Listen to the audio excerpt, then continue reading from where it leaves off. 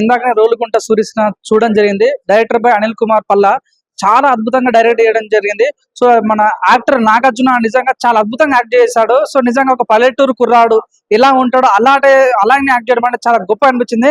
Cinema యొక్క plot ఏంటంటే, so మతం కన్నా మానవత్వం గొప్పది అనే ప్లాట్ మీద తీసుకోవడం జరిగింది. కులం కన్నా కుటుంబం గొప్పది అన్నట్టుగా ఈ సినిమాలో ప్లాట్ చాలా డిఫరెంట్ గా అనిపిస్తుంది. చాలా మంచి కాన్సెప్ట్ తో తీసుకున్న మూవీ. ప్రతి ఒక్కరు కూడా పల్లెటూరు వాతావరణం ప్రతి ఒక్కరు కూడా చాలా నచ్చే సినిమా అన్నమాట. నిజంగా ఈ సినిమాలో గానీ ఆద్య గానీ భవానా గానీ సో అద్భుతంగా కూడా యాక్ట్ చేయడం జరిగింది. మంచి ప్లాట్. సినిమాలో కూడా సో యూత్ కావాల్సిన ఎలిమెంట్స్ కూడా చాలా చక్కగా పెట్టడం జరిగింది. ఫస్ట్ హాఫ్ వచ్చేసరికి చాలా డిఫరెంట్ గా ప్లాన్ చేశారు.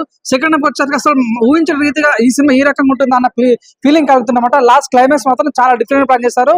సో క్లైమాక్స్ ముందు 20 minutes అయితే సినిమాకి మంచి ప్లస్ పాయింట్ అని చెప్పొచ్చు. మంచి ప్లాట్ఫామ్ అనేది. సో నిజంగా ఒక అగ్రవర్ణ కులాలకి మధ్య ఒక పేదవర్ణ నిరుపేద వాళ్ళ జరిగే ఒక యుద్ధానికి బట్టి సో ఏం జరిగింది, సో వాళ్ళు ఏ రకం ఇబ్బంది పడ్డారు, సో ఎవరు గెలిచారు అనే పాయింట్ మీద చాలా మంచిగా అనిపిస్తుంది.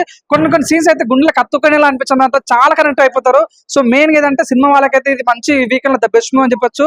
చాలా బాగుంది. ఆ విష్ ఆల్ బెస్ట్. నిజంగా నాకు ఈ విషయం మెయిన్ ఎంత అనిపించింది అంటే హీరోయిన్ యొక్క పర్ఫార్మెన్స్ అయితే చాలా బాగుంటుంది అన్నమాట. సో దాయి దామ అదిరిపోయింది బై సినిమా. ఇంటి ముందు నాతం చెట్టు సినిమా అయితే సూపర్ హిట్. క్లాస్ లో వాడతాం డస్టర్ సినిమా అయితే బ్లాక్ బస్టర్. సో నాకు ప్రతి ఒక్క పాయింట్ కూడా చాలా డిఫరెంట్ అనిపించింది అనమాట. నిజంగా జానీ ఎస్ పాప ఎంత క్యూట్ ఉందా హీరోయిన్ పాప సినిమాలో. ఈ సినిమా చూడండి, ఎంకరేజ్ చేయండి. లాస్ట్ విషయం వాషింగ్ పౌడర్ నిర్మా ఇస్మా జుడిపోతే మీ కర్మ. మంచి సినిమా ఎంకరేజ్ చేయాలని మనస్ఫూర్తి కోరుకుంటున్నాను. Thank you so much.